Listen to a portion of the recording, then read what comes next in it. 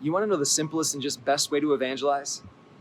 It's just to be someone that somebody else needs.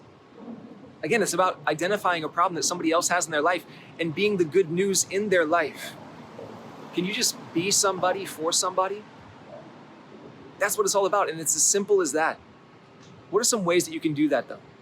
The first one, I think, is just start to pray for people. Pray for people in your life. Pray for people to be open, to show vulnerability to you, to start asking questions, for God to reveal to your heart the right person who you should encounter. Whenever I pray the prayer, Lord, just reveal to me somebody today that you want me to talk to. It seems like the Lord always grants that prayer. Maybe it's somebody that I already know, but many times it's something that I don't know. And they come asking for something. They come showing me that they're desiring something or they're suffering from something. And all of a sudden, I get to be the good news in their life or get to bring that good news to them. So pray for the people that are around you. Maybe another thing, let's get outside our Catholic bubble. Let's get out. Let's get out into the streets. Hit the streets and just go into the social circles that you already belong in. And when you're there, be bold. Be bold enough to introduce yourself to someone. Have you ever been that person in a party, at a bar, at a restaurant, in a group of friends, and you were the one who was invited, you didn't know anybody? Can you identify those people? Can you look for the people who are on the outskirts, who are on the fringes? Can you share your story with somebody that you've not shared it with before? So be bold, introduce yourself to somebody. People want to know you, and you want to be known by others. And once you get there, share yourself. We often are timid to do that. Who would want to know me? And who would want to know the reason for my hope? Who would want to know about Jesus Christ? Well, listen, we live in this culture of tolerance now. Well, let's capitalize on it.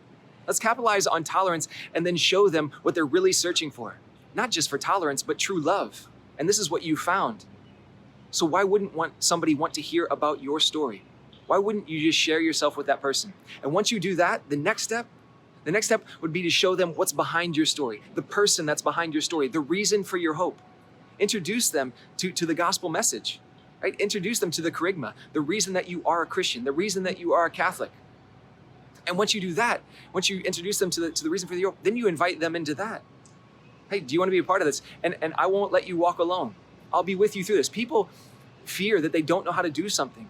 We all fear the vulnerability of failing and not being good enough, or I'm not good enough to be a Christian. Will you just show them that if you can do it, that they can do it, right?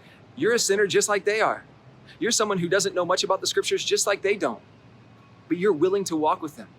How do you do that? Well, there's many ways. Invite them into other circles, right? That's why we have Catholic institutions. That's why we have St. John's Catholic Newman Center. That's why we have Catholic high schools. What is going on there? What can you introduce them to? Maybe your own group of friends that's a virtuous friend group. Can you bring them in?